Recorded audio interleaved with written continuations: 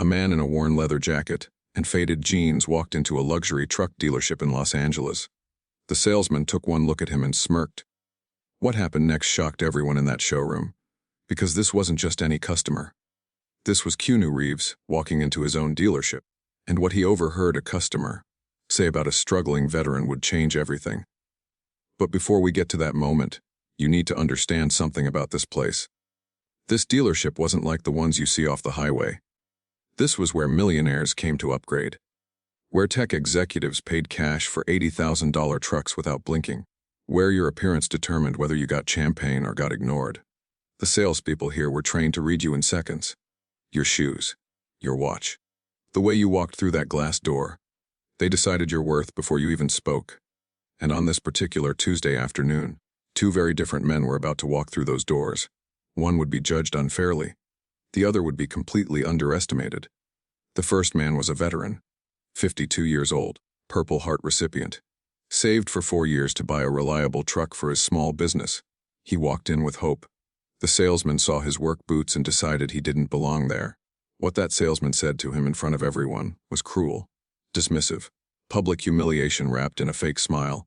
But 15 feet away, watching the whole thing unfold, was someone the salesman didn't recognize. Someone who heard every word. Someone who owned 40% of that dealership. Keanu Reeves stood there in silence. No bodyguards. No announcement. No Hollywood entrance.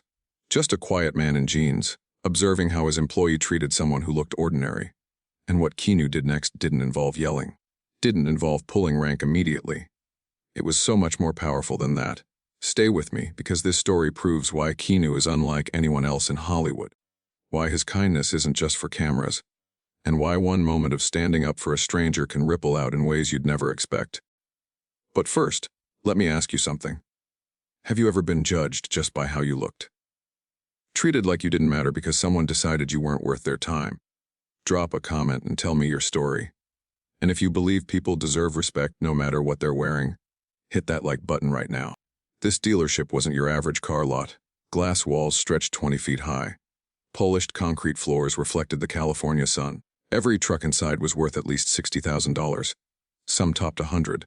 The place had a reputation across Los Angeles, where success comes to upgrade. That's what the marketing said. But the real reputation was different. It was where rich people came to feel richer. Where athletes pulled up in their old luxury cars to buy newer luxury trucks. Where tech executives treated $80,000 like pocket change. Where influencers financed vehicles just to post photos in the showroom. The staff knew exactly what kind of place this was. They worked on commission. Every sale mattered. Every hour spent with someone who couldn't buy was an hour wasted. So they developed a skill that most salespeople have but few admit to. They learned to read people instantly. Your clothes told them your income bracket. Your shoes told them if you cared about status. Your watch told them if you understood luxury. The car you arrived in told them everything else. It wasn't written in any training manual. Management never said it out loud during meetings. But everyone understood the game. Serious buyers got the full treatment. Casual browsers got politely ignored. And if you looked like you were just killing time, you'd feel the coldness immediately. The showroom itself was designed to intimidate as much as impress. Lighting positioned perfectly to make chrome sparkle. Leather couches in the waiting area, the kind that cost more than most people's monthly rent. A coffee bar with an Italian espresso machine that nobody actually used but everyone noticed. Even the music was calculated. Soft jazz, sophisticated. The kind that made you feel like you were in a private club, not a truck dealership. The salespeople dressed the part too. Designer suits. Expensive ties. Watches that cost 5 figures. Hair always perfect. Shoes always shined. They looked successful because that's what buyers wanted to see. People about to spend $70,000 want to feel like they're dealing with someone who understands wealth. But underneath all that polish was pressure. Monthly quotas. Sales targets. Manager breathing down your neck if you weren't closing deals. Bonuses that made the difference between a good month and a great one. So cutting through the nonsense became survival. If someone walked in looking uncertain, looking around like they'd never seen trucks this expensive, you made a quick decision. Spend 5 minutes being polite, hand them a brochure, move on. Your time was valuable. You couldn't waste it on people who were just dreaming. And this mentality created a silent hierarchy among the staff. The top sellers got the best leads. Got first crack at anyone who looked promising. They earned that right by closing deals month after month. The newer salespeople got whoever was left. The maybe customers. The I'm just looking crowd. The people who asked a million questions but never signed paperwork. On this particular Tuesday, the showroom was busy. A couple in their 30s examining a fully loaded Silverado. The man wore a Tesla shirt. The woman had a Gucci bag. Serious buyers. An older gentleman in a tailored suit asking about the Raptor. His Rolex caught the light every time he gestured. Serious buyer. A young woman with her father, both dressed casually but confidently. They'd already test-driven 2 trucks. Serious buyers. The energy in the room was focused. Professional, efficient salespeople moved with purpose. Conversation stayed on track. Numbers were being discussed. Financing options presented. This was the machine working exactly as designed. And then the glass door opened. A man in his early 50s walked in. Clean but humble clothes. Carhartt jacket. Work boots with actual dirt on them. Slight limp. Worn folder tucked under his arm. He stood just inside the entrance for a moment, looking around, taking in the atmosphere. You could almost see him wondering if he belonged there. 2 salespeople glanced his way. One immediately looked back at his computer. The other checked his phone. Not our problem, not our customer. But one salesman noticed him differently. Derek, 34 years old. 3 years at this dealership, top performer last quarter. He prided himself on reading people fast. And everything about this man screamed waste of time. Derek leaned toward his colleague and said something with a slight smirk, the kind of comment that happens a dozen times a day in places like this. The kind nobody thinks twice about. Except this time, someone was watching. Derek had a system that never failed him. 3 seconds. That's all he needed. Look at their shoes. Look at their watch. Look at how they carry themselves. In 3 seconds he could tell you. If someone was about to spend $70,000, or waste 45 minutes of his time, asking questions they already knew the answers to. He'd been selling luxury vehicles for almost a decade. Started at a BMW dealership in Orange County. Moved to Lexus. Then landed here. This place paid better because the trucks cost more. Simple math. But the pressure was real. Every month the quota reset. Every month you proved yourself all over again. And Derek had bills that required him to stay on top. So he didn't feel guilty about being selective. Time is money. Why spend an hour with someone who's just exploring options when you could close a deal with someone ready to sign today? That's just smart business. He spotted the man in the Carhartt jacket the moment he walked in. Work boots. Not the fashionable kind you buy at designer stores. The real kind. Scuffed leather. Worn soles. No watch. No jewelry. Folder that looked like it had been carried around for months, and that limp. Derek noticed that too. He leaned toward Marcus, the younger salesman working the desk next to him. Watch this, Derek said quietly. I'll have him out in 5 minutes. Marcus glanced up, saw the man, looked back at Derek with an uncomfortable expression. Maybe just see what he wants, Marcus said. Derek laughed. I know what he wants. He wants to look at trucks he can't afford and waste my time. Not today. He walked over with his professional smile already in place. The one that looked friendly but had an edge to it. Hey there, buddy, Derek said, his tone just slightly condescending. Can I help you find something? We've got some great certified pre-owned options if you're just browsing. The man turned. His name was James Martinez, though Derek didn't bother asking yet. James looked at him with the kind of patience that comes from dealing with disrespect before. Actually, I'm interested in the F-150 out front, James said.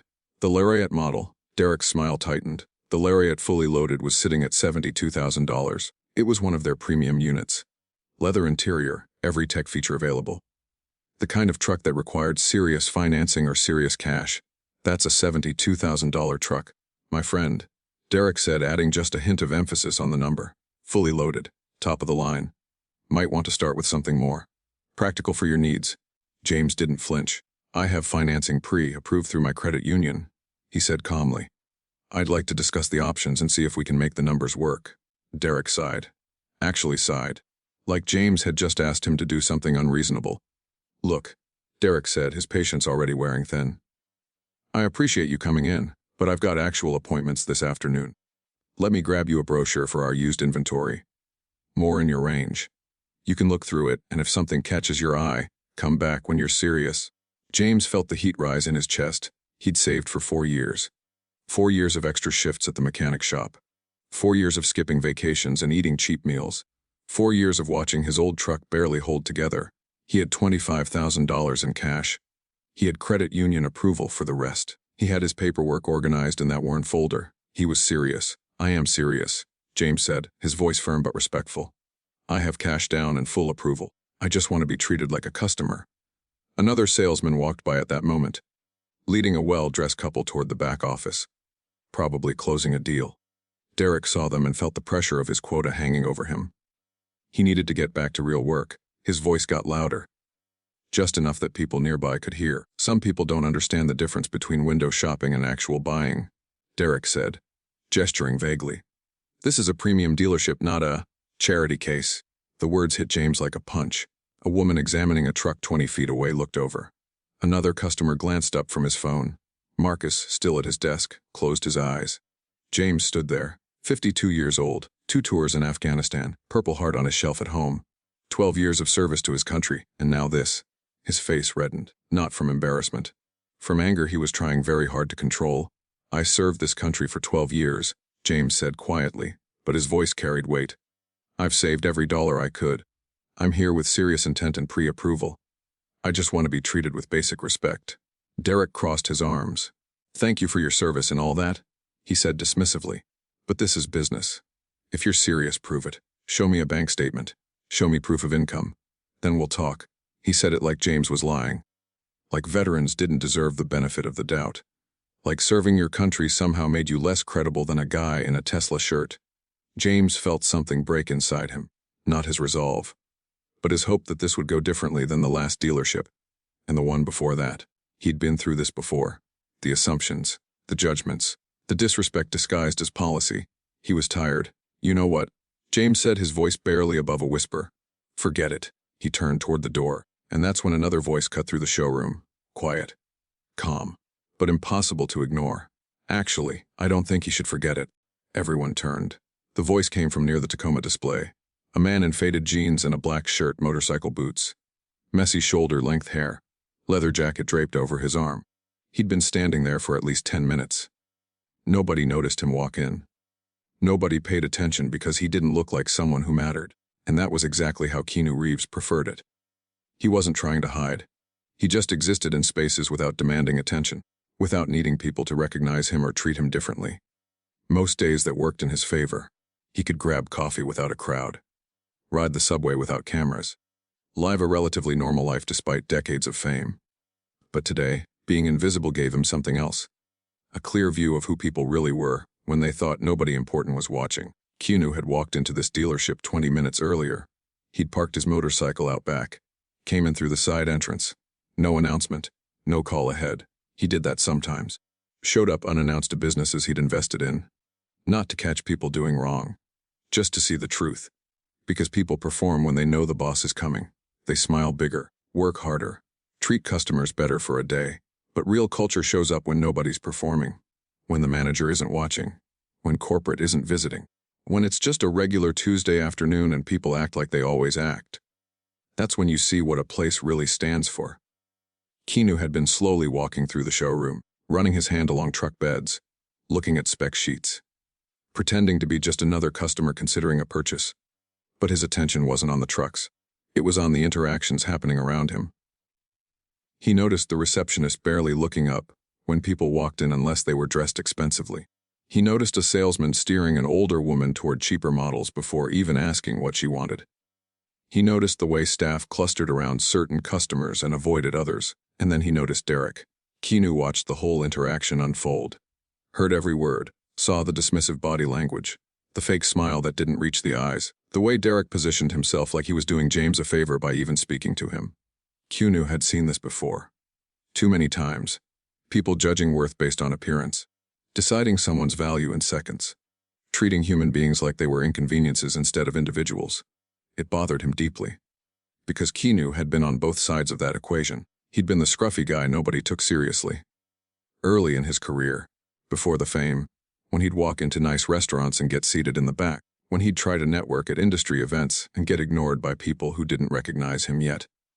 He remembered what that felt like. The sting of being dismissed. The frustration of having something valuable to offer and being written off before you could prove it. And even now, with all his success, he still got underestimated sometimes. People saw the casual clothes and the humble demeanor and assumed he wasn't important. Assumed he didn't have power or influence.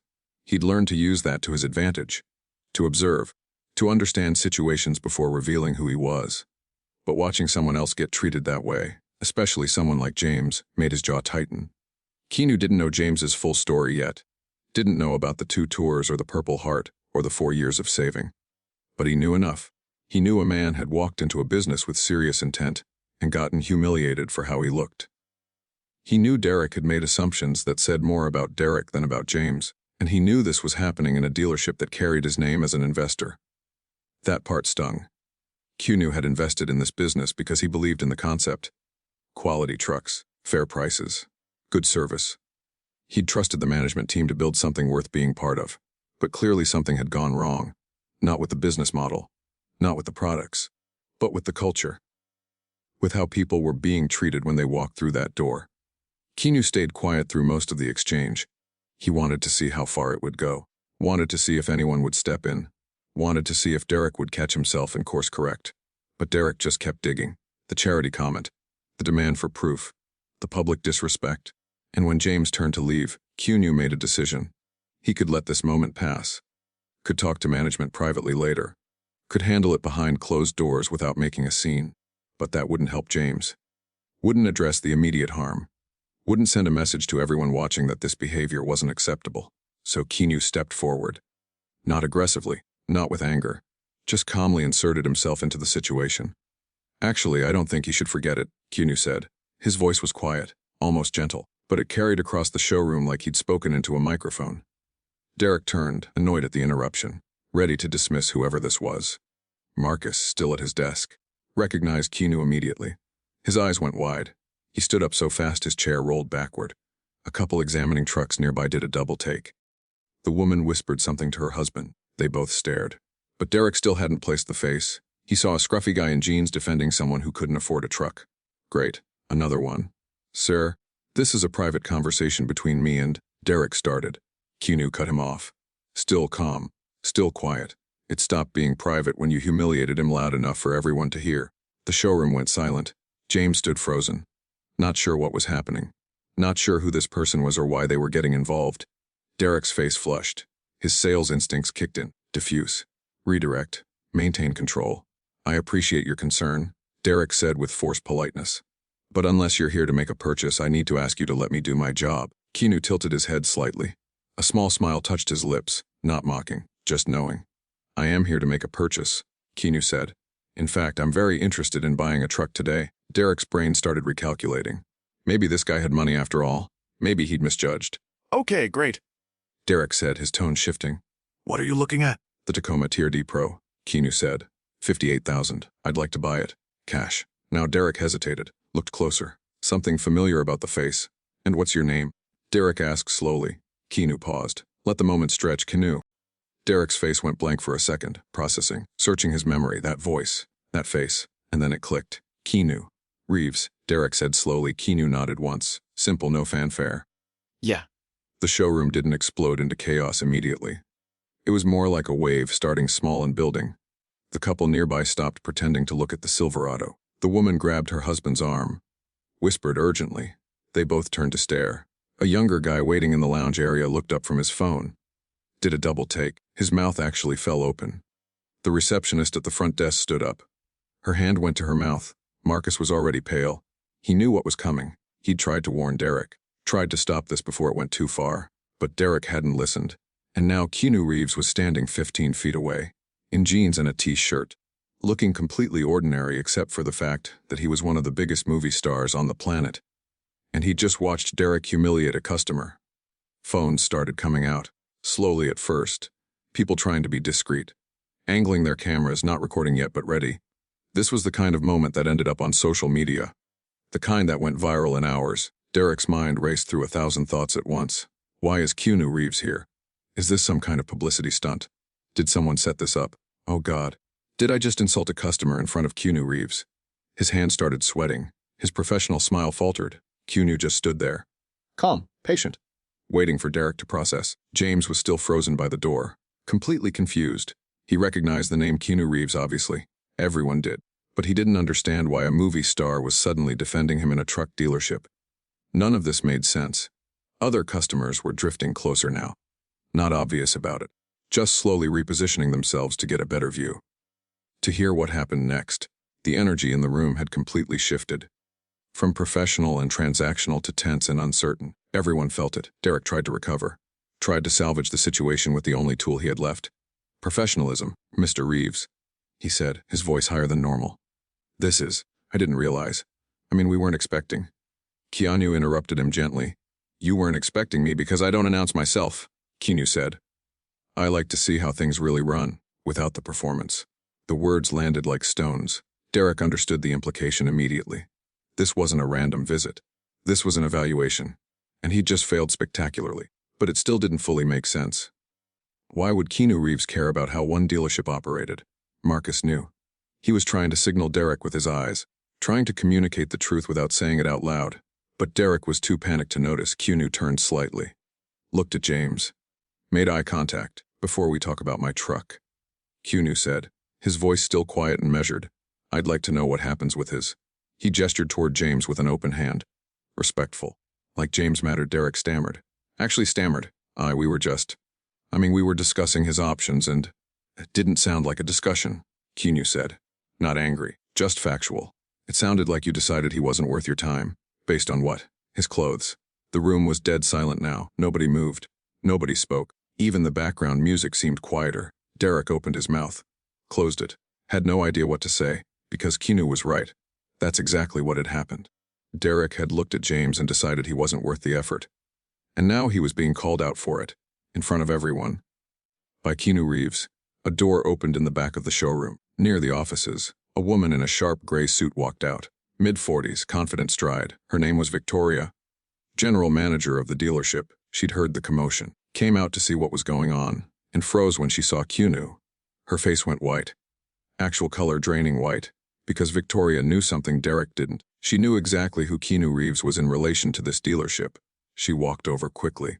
Professional mask firmly in place despite the panic screaming inside her head. Mr. Reeves, she said, her voice carefully controlled. This is unexpected. We weren't informed you'd be visiting today. Keanu looked at her. No hostility, no accusation, just calm observation. I don't usually announce myself, Victoria, he said. He knew her name. Of course he did. Victoria glanced at Derek, at James, at the gathered customers with their phones out. She was a smart woman. She'd managed dealerships for 15 years. She could read a situation, and this situation was bad. How can we assist you? Victoria asked, already knowing this wasn't a simple sales visit. Keanu gestured toward James again. You can start by assisting him, Keanu said. Properly. Victoria looked at James for the first time, really looked. Saw the worn folder, the work boots. The expression of someone who'd been dismissed one too many times. Then she looked at Derek, at his defensive posture, his guilty face. She didn't need the full story. She could fill in the blanks. Derek, she said, her voice dropping 10 degrees. What happened here? Derek tried to explain, tried to make it sound reasonable. I was just pre-qualifying customers based on what? Keanu asked, still not raising his voice, still not aggressive, just asking questions that had no good answers. James finally found his voice. He told me I couldn't afford the truck, James said quietly. Called me a window shopper. Suggested I leave. He didn't sound angry. He sounded tired, defeated. And that made it worse somehow. Victoria's jaw tightened. She'd worked too hard to build this dealership's reputation. Had too much invested in making this place successful. And now one of her salespeople had potentially destroyed it all. In front of their primary investor. In front of witnesses with cameras. Sir, I deeply apologize, Victoria said to James. That is absolutely not how we conduct business here. Keanu spoke before James could respond. Isn't it? 2 words. A simple question. But it hit like an accusation. Victoria understood immediately. This wasn't just about one interaction. This was about culture. About whether this was an isolated incident or a pattern. And Keanu had been watching long enough to know the answer. Think about it. How many times have you walked into a place and been judged before you even spoke? Treated differently because of how you looked or what you wore. It happens every single day, and most of the time, nobody with power is watching. Nobody steps in. But today was different. Drop a comment if you've ever experienced this. And if you're glad someone Victoria knew she had to control this situation fast. Her dealership, her reputation, her career. All of it was hanging in the balance. Mr. Reeves, she said carefully. Perhaps we could discuss this in my office, privately. Keanu didn't move. I don't think so, he said. This happened publicly. It should be addressed publicly. Victoria swallowed hard, nodded she understood. This wasn't just about fixing a problem. This was about accountability. About showing everyone watching that actions have consequences. A customer in the back spoke up, a man in his 60s wearing a business suit. "Wait," he said, stepping forward slightly. "You own this place." Keanu turned toward him. "I'm a partner," Keanu said simply. "Primary investor." The murmurs started immediately. People whispering to each other. Phones definitely recording now. This was bigger than just a celebrity sighting. This was Keanu Reeves confronting his own business about how it treated people. The man in the suit looked at Derek with disgust. "You just humiliated a customer in front of the owner," he said, shaking his head. Unbelievable. Derek wanted to disappear. Wanted the floor to open up and swallow him whole. 3 years of being a top performer. 3 years of hitting quotas and closing deals. Gone in 10 minutes. Because he'd made assumptions. Because he'd judged someone by their appearance. Because he'd been cruel when he thought nobody important was watching. Keanu looked around the showroom. At the gathered crowd. At the staff members trying to look busy but clearly listening to every word. "I invested in this business because I believed in something," Keanu said. His voice was still quiet, but everyone heard him. Quality products, fair prices, and treating people with dignity. He paused. "Let that sink in. Clearly, we have work to do." Victoria felt the weight of those words. He said we. He wasn't throwing her under the bus. Wasn't blaming just her or just Derek. He was taking ownership too. As a partner. As someone responsible for the culture. That actually made it worse somehow. Because it would have been easier if he'd just been angry. Just yelled and fired people and walked out. But this calm accountability was heavier. Derek tried one more time to salvage something. "Mr. Reeves, I didn't mean any disrespect," he said desperately. "I was just trying to manage my time efficiently. We have quotas and pressure, and I thought..." Keanu cut him off.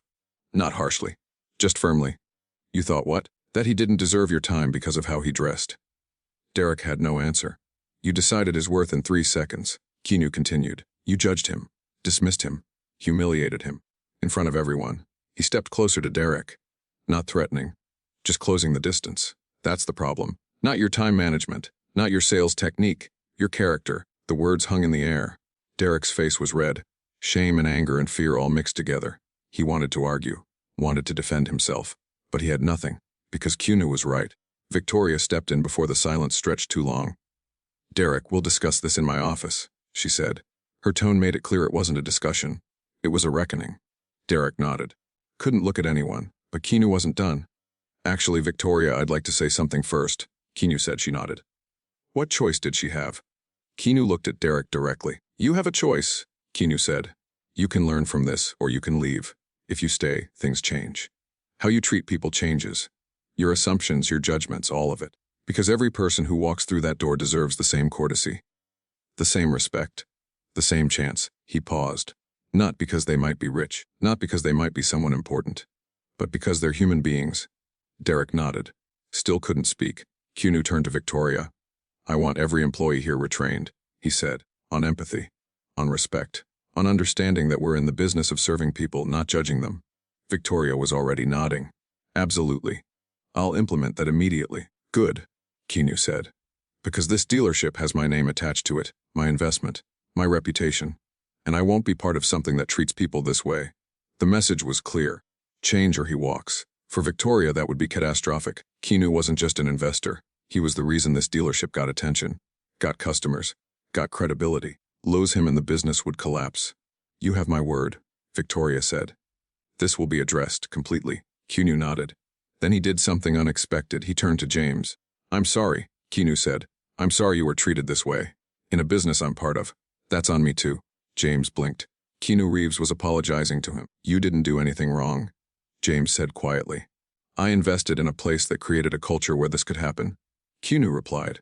"That makes it my responsibility." The room was completely silent. This wasn't how powerful people usually acted. They blamed others, fired people, protected themselves. But Keanu was taking ownership, acknowledging his part, treating James like an equal. "Now," Keanu said, his voice softening. "Let's talk about your truck." James looked confused. "Mr. Reeves, you don't have to. I want to." Keanu said. "What were you looking at?" James hesitated, glanced at Derek, who was still standing there in shock. "The F-150 Lariat," James said quietly. "But honestly, after this, I don't know if I want to." Keanu held up a hand gently. "I understand," he said. "But don't let one person's behavior stop you from getting what you came here for." He turned to Victoria. Get him the lariat. Full options, and I want him to receive our best pricing. Victoria nodded immediately. Of course. Actually, Keanu continued, what's our veteran discount? Victoria paused. We don't currently have a formal veteran discount program. Keanu raised an eyebrow. We don't? No, sir. Then create one, today, and apply it retroactively to this sale. Victoria pulled out her phone, started typing notes. I'll have our finance team structure it immediately. Keanu looked at James. You mentioned you're a veteran? James nodded. 12 years. 2 tours. Thank you for your service, Keanu said. And the way he said it, you could tell he meant it. Not the automatic phrase people say without thinking, but genuine gratitude. The discount will be substantial. Victoria added quickly. 20% minimum. James's eyes widened. That's more than $10,000. You've earned it, Keanu said simply. The woman who'd been watching earlier, the one in her 60s, stepped forward. Excuse me, she said softly. Everyone turned. I couldn't help but overhear earlier, she continued. That man. James, you mentioned serving in Afghanistan. James looked at her. Nodded. My son served there too, she said, her voice shaking slightly. He came home because of people like you. People who put themselves in danger to protect others. Tears formed in her eyes. He deserves more than a discount. He deserves an apology and respect and everything good this world has to offer. James looked down. Overwhelmed. The woman walked over and put her hand on his arm. Thank you, she said. For my son. For all of us. James nodded, couldn't speak. The room's energy had completely transformed. From tension and anger to something else. Something softer, more human. Keanu watched it all quietly. This was why he'd stepped in. Not just to correct Derek. Not just to fix a business problem. But because moments like this mattered. Because standing up for someone changed the entire atmosphere. Reminded everyone watching that kindness and respect weren't weaknesses. They were strengths. Marcus, the young salesman, finally moved from his desk. Walked over to James. Sir, I'd be honored to handle your purchase, Marcus said respectfully. Let's get you taken care of properly. James looked at him. Then at Keanu. Then at Victoria. James said quietly. Thank you. Keanu smiled. A real smile. Good, he said. And I meant what I said earlier. I'm buying that Tacoma, so we'll be doing paperwork together. James laughed. Actually laughed. The tension breaking. Keanu Reeves is buying a truck at the same time as me, James said, shaking his head in disbelief. This day got weird. Keanu grinned. Life's strange sometimes. 3 weeks passed. The story spread like wildfire. First locally, then nationally, then international news picked it up. Keanu Reeves defends veteran at his own dealership. Keanu Reeves calls out discrimination. Keanu Reeves proves again why he's Hollywood's most genuine star. The headlines wrote themselves. But what the headlines didn't capture was what happened after the cameras stopped recording. After the social media posts slowed down. After the initial outrage faded. What happened in the quiet aftermath actually mattered more. The dealership changed. Not just in policy but in practice. Victoria didn't just implement training because Keanu demanded it. She rebuilt the entire culture from the ground up. Every employee went through intensive workshops. Not the generic corporate kind where you watch a video and sign a form. Real workshops. With real conversations about bias and assumptions and how we judge people before we know them. They brought in facilitators who'd experienced discrimination. Veterans. People with disabilities. Immigrants. Anyone who'd been underestimated based on appearance. And they made the staff listen. Really listen. Derek stayed. That surprised some people. Keanu could have demanded he be fired. Could have made an example of him. But he didn't. Because Keanu understood something most people don't. Firing Derek wouldn't fix the problem. It would just remove the symptom while the disease continued. Derek needed to change. Needed to confront what he'd done and why he'd done it. So Derek stayed. But he was different. The arrogance was gone. The quick judgments. The dismissive attitude. He was quieter now. More thoughtful. He listened more than he spoke. And he did something that nobody forced him to do. He called James. 3 days after the incident, Derek picked up the phone and asked if they could meet for coffee. James almost said no. He didn't owe Derek anything. Didn't need to make Derek feel better about what happened. But something in Derek's voice sounded genuine. Broken even, so James agreed. They met at a small cafe near the dealership. Derek arrived first. Was already sitting when James walked in. Derek stood up immediately. Extended his hand. Thank you for coming, Derek said. I wasn't sure you would. James shook his hand. I'm listening, James said. Derek took a breath. I need to apologize, Derek said. Not because my boss told me to. Not because it'll help me keep my job. But because I was wrong. Completely wrong. James didn't respond, just waited. I judged you the second you walked in, Derek continued. I looked at your clothes and your boots, and I decided you weren't worth my time. I didn't see a person. I saw an inconvenience. His voice cracked slightly. And that says everything about who I'd become. Someone who measured human worth by appearance, by money, by status. He looked at James directly. You served our country. You saved lives. You sacrificed years of your life for people you'd never meet. And I treated you like garbage because you weren't wearing designer clothes. James felt the sincerity. This wasn't a performance. This was genuine remorse. I don't expect you to forgive me, Derek said. I just needed you to know that I see it now. I see what I did. And I'm going to spend a long time making sure I never do it again. James nodded slowly. We all make mistakes, James said quietly. The question is what we do after. Derek wiped his eyes, nodded. They talked for another hour. About Derek's pressure to perform. About James's years in service. About how easy it is to forget that every person has a story you don't see. By the end, they weren't friends. But there was understanding. Derek also started volunteering at a Veterans Resource Center downtown. 2 nights a week. He didn't post about it on social media, didn't tell people at work, just showed up and helped. Drove veterans to appointments, helped them navigate VA paperwork, listened to their stories. It changed him more than any corporate training ever could. James drove his F-150 every day, the Lariat with all the options, the truck he'd saved 4 years to buy. And every time he got behind the wheel, he thought about that day, about how close he'd come to walking out, about how one person's decision to stand up changed everything. His contracting business grew. The reliable truck meant he could take bigger jobs, travel farther, serve more customers. Within 6 months, he hired his first employee, a young veteran struggling to find work. James didn't judge him by his resume, didn't care that he'd been unemployed for 8 months, just gave him a chance. Pay it forward. That's what Keanu had done. So that's what James did. Keanu visited the dealership twice more over the next few months, always unannounced, always casual, and each time he watched, not looking for problems, just observing the culture. He saw salespeople greeting every customer the same way, saw staff spending time with people regardless of how they looked, saw genuine respect replacing the old hierarchy. Victoria showed him the numbers.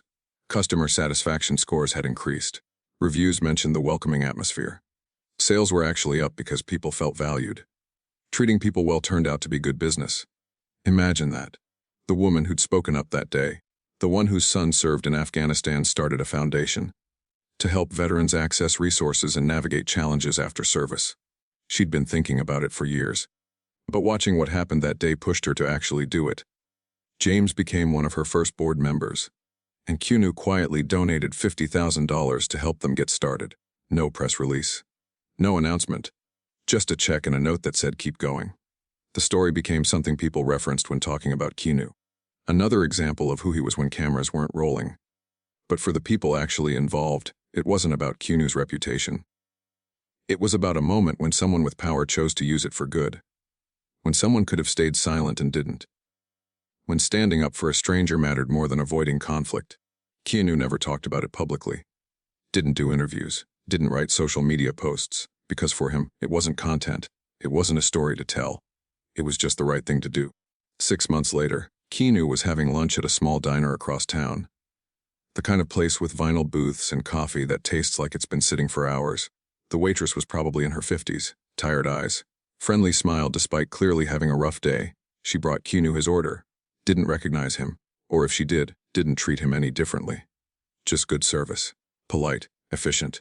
When Keanu finished eating, he left cash on the table. $200 for a $12 meal. And a note on the napkin. Thank you for treating everyone the same. The world needs more of that. He was gone before she found it. Because that's who Keanu Reeves actually is. Not the movie star. Not the action hero. Just a man who believes that how you treat people when you have nothing to gain reveals everything about your character. And when you have the power to lift someone up, to defend someone being dismissed, to change a culture that's become toxic, you do it. Not for applause, not for recognition, but because it matters. Because moments like these ripple outward in ways you can't predict. Derek changed. James's business grew. A foundation was born. Other businesses heard the story and examined their own cultures. One moment, one decision to stand up, and everything shifted. People often ask why Keanu lives the way he does, why he takes the subway, why he eats at regular restaurants, why he doesn't surround himself with luxury and separation. The answer is simple.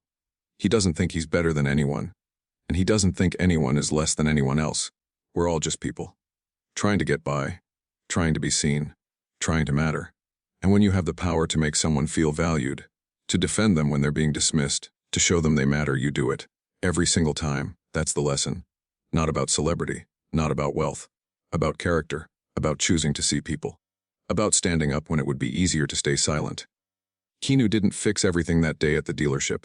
He didn't end discrimination, didn't solve systemic problems, but he reminded everyone watching that how we treat people when no one important is looking is who we really are. And sometimes one person standing up is all it takes to change everything.